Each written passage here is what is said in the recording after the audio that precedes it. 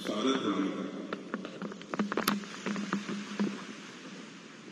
और इस सभागार में मौजूद हमारे सभी पूज्य संत एवं साध्वी,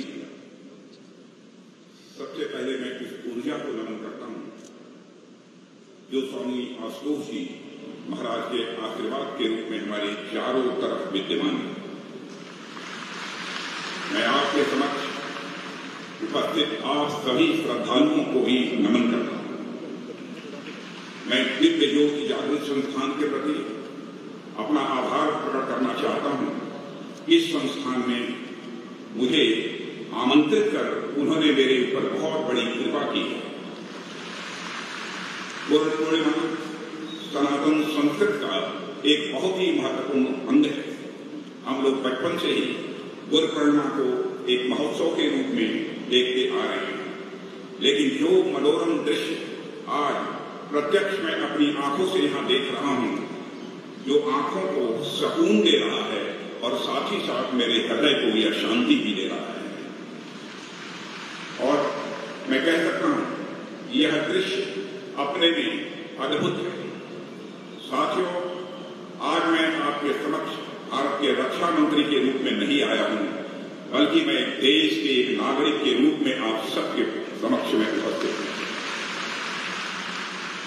परम पूज्य आशुतोष जी महाराज के प्रति हृदय में एक श्रद्धा लेकर और उनको नमन करने के लिए मैं यहां पर आया हूं। इसलिए परम पूज्य गुरु जी को जिस हद तक मैं समझ पाया हूं, उस पर कुछ बातें आपके सामने मैं यहां रखना चाहूंगा। साथियों, श्री आशुतोष जी महाराज ने सर्वोच्च परमार्थ को लक्ष्य बनाते हुए लोगों को आपस में जोड़ा है। परमार्थ मतलब बिना किसी लाभ की अपेक्षा करते हुए दूसरों की सेवा करने का काम जो कोई महान व्यक्ति ही कर सकता है, छोटा व्यक्ति इस काम को नहीं कर सकता। स्वामी जी ने अपने कार्यों से समाज के लोगों को एक प्रेरणा दी है। इसलिए मुझे ऐसा लगता है कि स्वामी जी ने अपने कार्यों से समाज में सरगुण लाने का जो कार्य किया है वह तो सराहनीय है ही, लेकिन इसके साथ ही साथ स्वामी जी ने लाखों लोगों के अंदर यह विश्वास भी जगाया है कि सर्वोच्च परमार्थ अर्थात दूसरों की भलाई करके ही इस मानव जीवन को सफल बनाया जा सकता है। मुझे यह देखकर अत्यंत प्रसन्नता हो रही है कि दिव्य ज्योति जागृत संस्थान स्वामी जी के जीवन मूल्यों और उन उद्देश्यों को लगातार जन जन तक पहुंचाने का काम कर रहा है। और स्वामी जी ने जिस तरीके से निस्वार्थ भाव से इस राष्ट्र और समाज के कल्याण के लिए उन्होंने कार्य किया है, वह एक विशाल जन समूह के लिए ही नहीं बल्कि समस्त देशवासियों के लिए बहुत ही प्रेरणादायी है।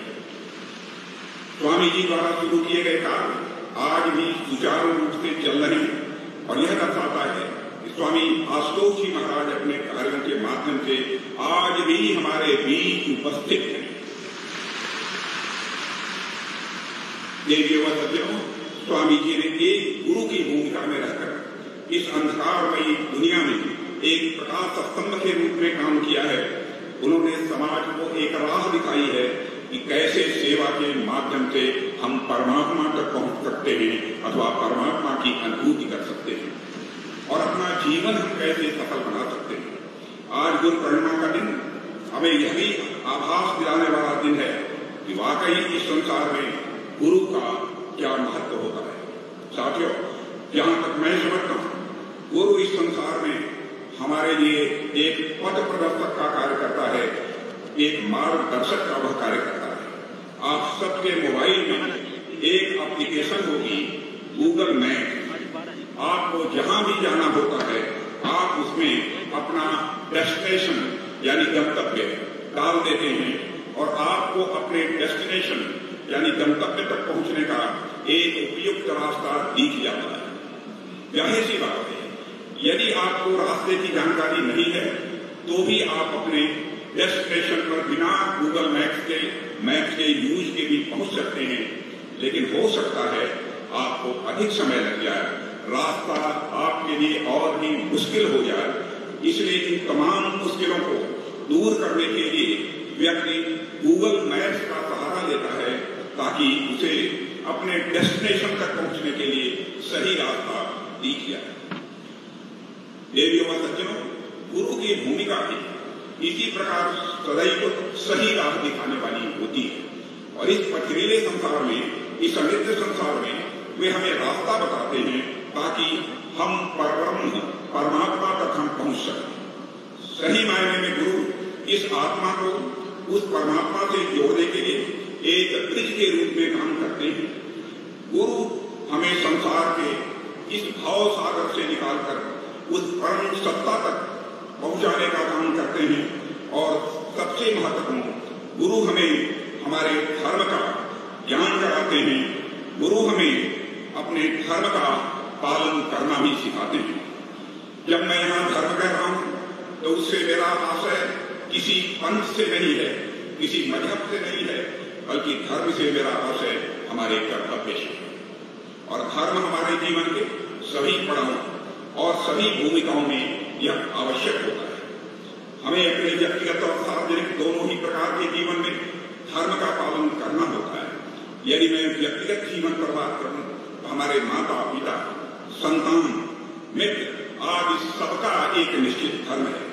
एक माता पिता का यह धर्म होता है, वे अपनी संतान का उचित तरीके से पालन पोषण करें, उसे अच्छी शिक्षा उपलब्ध कराएं और उसके अंदर अच्छे मूल्यों का समावेश करें। अपने बच्चे के अंदर ऐसा संस्कार डालें जिससे सिर्फ वे ही नहीं बल्कि पूरा समाज उस बच्चे पर गर्व करे। देवियों और सज्जनों, माता पिता की ही भांति संतान का भी धर्म होता है कि वे अपने माता पिता की आज्ञा का पालन करें। माता पिता को इस धरती पर ईश्वर का रूप मानकर उनकी सेवा करें। हमारे समाज में भी श्रवण कुमार को सिर्फ इसलिए याद किया जाता है क्योंकि उन्होंने स्वयं से ऊपर अपने माता पिता को रखा था। अपने अंधे माता पिता को तीर्थ यात्रा की इच्छा को पूरा करने के लिए उन्होंने वह सब कुछ किया जो एक संतान को करना चाहिए। लेकिन वर्तमान समय में जिस प्रकार मूल्यों का ह्रास हो रहा है वह एक चिंताजनक बात है। आजकल समाज में नैतिकता का ह्रास देखने को मिल रहा है। हम लगभग हर दिन ऐसी खबरें पढ़ते हैं कि किसी बच्चे ने अपने माता पिता से उनकी प्रॉपर्टी लिखवाकर उन्हें घर से बेदखल कर दिया। किसी बच्चे ने अपने बूढ़े माँ बाप को ओल्ड एज होम में भेज दिया। साथियों, ऐसी खबरें यह दर्शाती हैं कुछ संतानें अपना दायित्व पूरा नहीं कर पा रही हैं, वे अपने धर्म का पालन नहीं कर पा रही हैं। इसलिए आज एक समाज के तौर पर हमें अपने बच्चों में वे संस्कारों का बीजारोपण करना होगा जो उन्हें संतान के रूप में अपने धर्म का ठीक तरीके से आभार करा सके। और इस दिशा में नित्य ज्योति जागृत संस्थान का जो कार्य है उसके लिए मैं उन्हें कोटि कोटि बधाई देता हूँ, कोटि कोटि धन्यवाद देता हूँ। आपके प्रयास निश्चित रूप से समाज में नैतिकता का उच्च मानक स्थापित करेंगे, ऐसा मेरा विश्वास है। साथियों, हमारे निजी संबंध में एक धर्म भाई का होता है। भाई का धर्म अपनी बहन के प्रति तो होता ही है, उसे अपनी बहन की रक्षा करनी है। अपनी बहन को वे सारे अवसर उपलब्ध कराने हैं जो उसके विकास के लिए यह आवश्यक है। लेकिन इसके अलावा भाई का धर्म अपने भाई के प्रति भी होता है। राष्ट्र प्रेम का उदाहरण यदि हम देखें तो हमें रामायण से बेहतर उदाहरण और कहाँ मिल पाए। जब भगवान राम जंगल जा रहे थे तब उनके पीछे पीछे लक्ष्मण जी उनकी सेवा के लिए जंगल चले गए। अपने बड़े भाई के लिए उन्होंने अपना सारा जीवन न्यौछावर कर दिया। राम के छोटे भाई भरत का भी जिक्र आता है कि उन्होंने तब के समय के सबसे शक्तिशाली राज्य अयोध्या का राज सिंहासन भी अपने भाई के लिए ठुकरा दिया। और भगवान राम के वापस अयोध्या लौटने तक सिंहासन पर उनकी चरण पादुका रखकर उनके जैसा सन्यासी का जीवन व्यतीत किया। देवियों सज्जनों, गोस्वामी तुलसीदास जी द्वारा रचित रामचरितमानस में हनुमान जी को प्रेम से एक बार भगवान श्री राम यह कहते हैं कि तुम मम प्रिय भरत ही संभाई, अर्थात तुम मुझे भरत के समान ही प्रिय हो। एक कद था उस समय भरत का कि वो अपने भगवान राम के सबसे प्रिय। आज हम अपने आस पास देखते हैं कि जमीन के लिए, पैसे के लिए, संपत्ति के लिए भाई भाई में झगड़े होते हैं, ऐसे में आप बस कल्पना करिए कि भारत के उस त्याग की कि उन्होंने अपने भाई के लिए राज सिंहासन को भी ठुकरा दिया। मुझे लगता है आज इस देश के युवाओं को अपनी संस्कृति से प्रेरणा लेने और अपने पुरखों ताकि हम एक भाईचारे निर्माण कर सकें। जीवन में जो ईश्वर प्रदत्त नहीं होता है, बल्कि हम उसे खुद अपने आप से बनाते हैं, और वह संबंध होता है मित्रता का। धर्म का संबंध मित्रता से भी है, और मित्र को मित्रता का धर्म निभाना पड़ता है, मुसीबत में उसका साथ निभाना पड़ता है। इस संदर्भ में मुझे युद्ध में की एक बड़ी दुश्मन सेना पर गोलियां बरसाते हुए पीछे हट रही थी, क्योंकि शत्रु सेना की संख्या ज्यादा थी, इसलिए उन्होंने इनकी सेना में कई जवानों को घायल कर दिया। देवियों सज्जनों,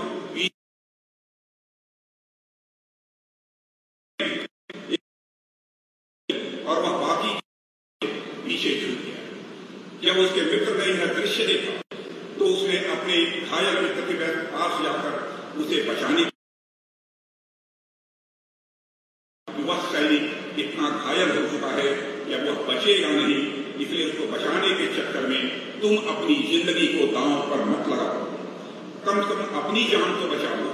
लेकिन उस सैनिक ने अपने कमांडर को किसी तरह कन्विंस किया और अपने घायल दोस्त को बचाने के लिए निकल गया।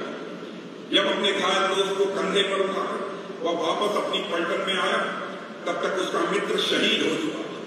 कमांडर ने सैनिक से कहा कि देखा, मैंने कहा था ना कि यह इतना घायल हो चुका है कि वह बचेगा नहीं, इसलिए वहां जाने की कोई जरूरत नहीं है, कोई फायदा नहीं है।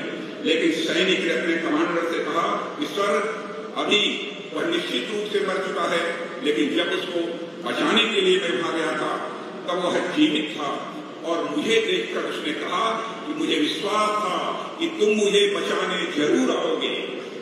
जीना मरना तो यह ईश्वर के हाथ में है, लेकिन वह भरोसा जो एक मित्र का दूसरे मित्र पर था, मैं उस भरोसे को तोड़ना नहीं चाहता था। साथियों, मित्र का यही धर्म होता है कि मुसीबत के समय अपने मित्र का साथ दें। आप सब महाभारत के बारे में जानते हैं, उसमें भगवान श्री कृष्ण महाभारत का युद्ध रोकने का सारा प्रयास करते हैं, लेकिन दुर्योधन उन सारे प्रयासों पर पानी फेर देता है। जब भगवान सारे उपाय करके हार जाते हैं, तब उन्हें यह ध्यान आता है क्यों न कर्ण को ही अपनी तरफ मिला लिया जाए, और एक बार कर्ण पांडवों के पक्ष में आ जाए तो फिर दुर्योधन युद्ध करेगा ही नहीं। फिर भगवान श्री कृष्ण कर्ण के सामने कई तरीके से प्रस्ताव रखते हैं। ज्येष्ठ पुत्र हो, हम तुम्हारे पांचों वीर भाई हमेशा तुम्हारी सेवा करेंगे। लेकिन कर्ण ने दुर्योधन की मित्रता के लिए भगवान कृष्ण के सारे प्रस्तावों को ठुकरा दिया था। राष्ट्रकवि रामधारी सिंह दिनकर ने रस में रथी में लिखा है कि कर्ण ने श्री कृष्ण ने यह कहा, सुरपुर से भी मुख मोड़ूंगा, सुरपुर से भी मुख मोड़ूंगा, केशव मैं उसे न छोड़ूंगा। अर्थात कर्ण ने स्वर्ग से दुर्योधन की मित्रता को प्राथमिकता दी। हालांकि दुर्योधन दुराचारी था, उसका कोई व्यवहार उचित नहीं था, लेकिन फिर भी कर्ण ने अपने मित्रता के धर्म को निभाया, और जब उसका मित्र मुसीबत में था तो उसने उस मुसीबत में अपने मित्र का साथ दिया। साथियों, व्यक्तिगत जीवन के अलावा सार्वजनिक जीवन में भी व्यक्ति को धर्म का पालन करना होता है। उदाहरण के लिए, देश का रक्षा मंत्री होने के नाते मेरा धर्म है कि मैं भारत के वीर सैनिकों के माध्यम से देश की सुरक्षा करूं। आप चाहे जिस पद पर रहें, आपका एक विशेष धर्म होता है, और उस धर्म का आपको पालन करना होता है। धर्म जीवन के प्रत्येक भाग में यह आवश्यक होता है, वह चाहे राजनीति ही क्यों न हो। राजनेताओं का भी अपना धर्म होता है। राजनीति में जो नीति शब्द है वह वास्तव में धर्म का ही प्रतिनिधित्व करता है, और मैं तो समझता हूं कि राजनीति में धर्म का होना यह बेहद आवश्यक है। यह राजनीति शब्द दो शब्दों को मिलाकर बना हुआ है, राज और नीति। नीति यह संस्कृत के नए धातु से बना होता है, जिसका अर्थ होता है ले जाना, किस ओर ले जाना। ऐसा पॉलिटिकल सिस्टम जो समाज को सर्वांग की ओर ले जाने का काम करे, उसे ही राजनीति कहते हैं। लेकिन विडंबना यह है कि राजनीति शब्द आज वह अपना अर्थ भी खो चुका है और आज अपना भाव भी खो चुका है।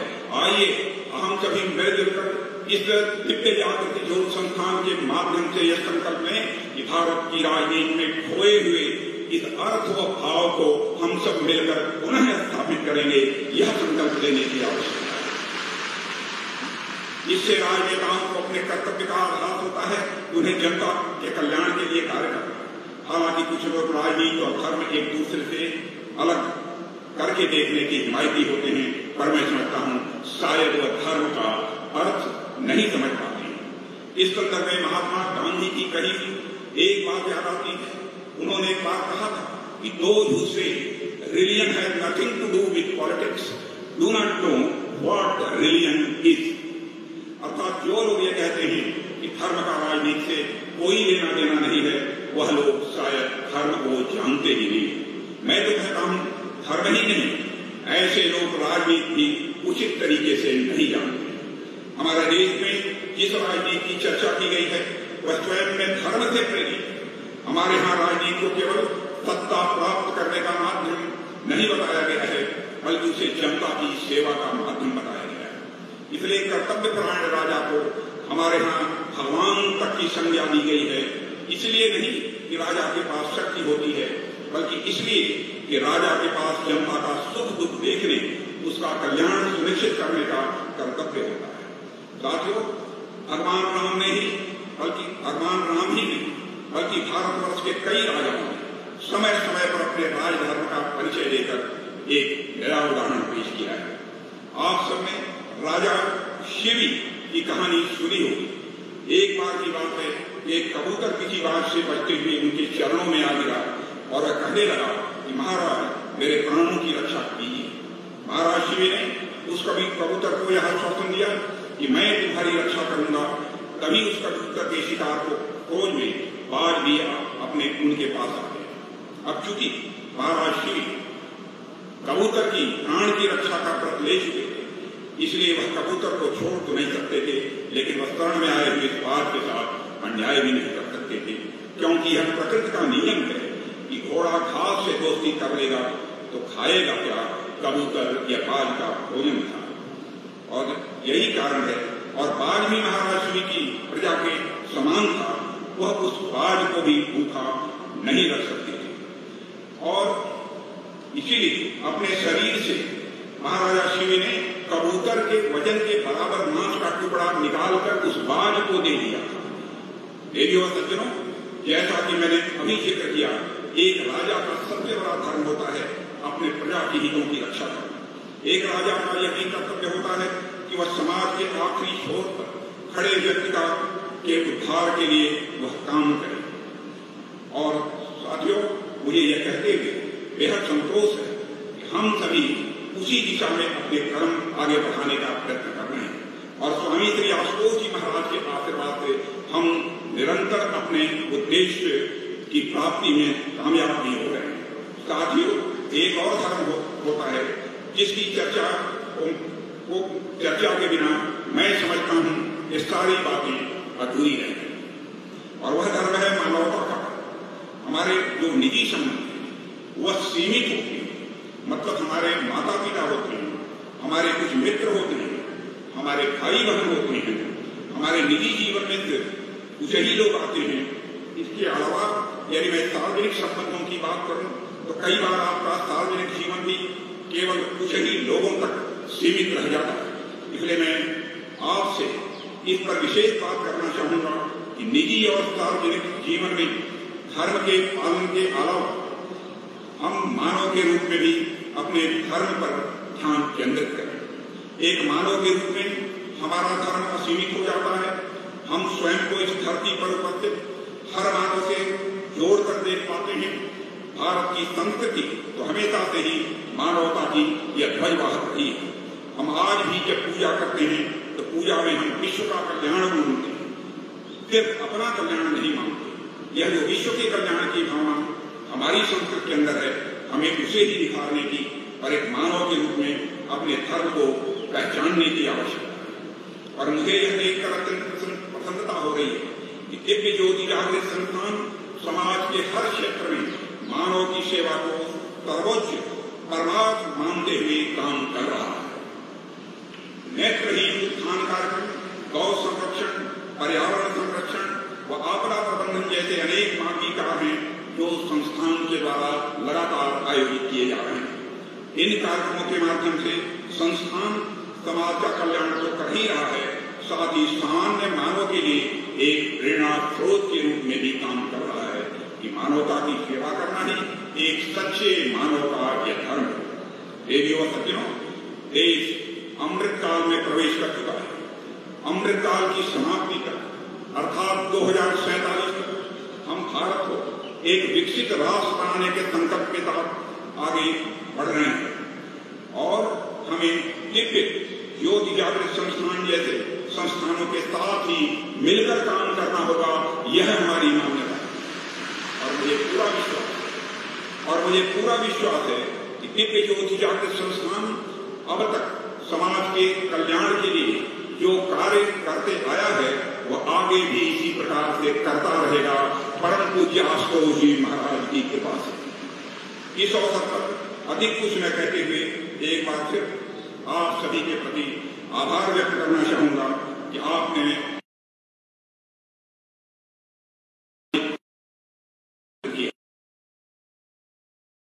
अपनी बात को महाराज के आशीर्वाद से उसी प्रकार काम करते रहेंगे जब तक हमारा राष्ट्र ऐसा राष्ट्र है जो विकसित तो हो ही और ज्ञान सारे विश्व का नेतृत्व कर सके। मैं ऐसे राष्ट्र का निर्माण करना चाहते हैं। इन्हीं शब्दों के साथ पुनः एक बार महाराज आशुतोष जी महाराज, परम पूज्य आशुतोष जी महाराज के चरणों में शीश झुकाकर नमन करते हुए और आप सभी श्रद्धालुओं के समक्ष भी शीश झुकाकर नमन करते हुए अपना निवेदन समाप्त करता हूँ।